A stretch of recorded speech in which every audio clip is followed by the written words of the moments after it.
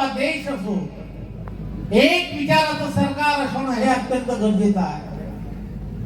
दिल्लीमध्ये पारदर्शकता आहे, राज्यामध्ये पारदर्शकता आली पाहिजे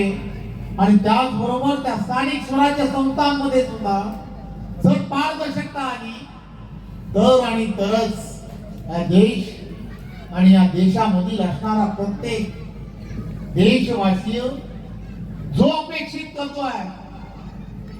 ते व्हायला सुरुवात होईल. आणि म्हणून येणाऱ्या काळामध्ये या सर्व भागांमध्ये पूर्ण महाराष्ट्रामध्ये स्थानिक स्वराज्य संस्थांच्या निवडणुका होऊ घातल्या आणि या निवडणुका ज्या आहेत या निवडणुकांकडे निवडणुका म्हणून पाहू नका.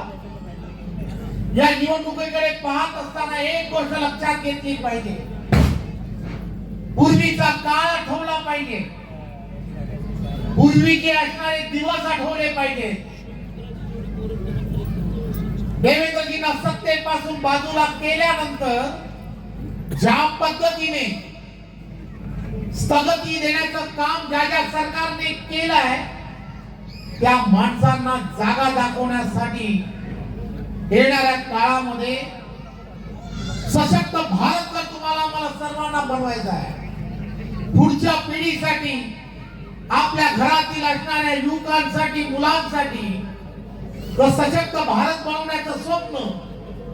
जर तुमच्या मनामध्ये असेल तर सशक्त भारत जर बनवायचा असेल तर सशक्त भाजपा याशिवाय पर्याय नाही हे आपण सर्वांनी लक्षात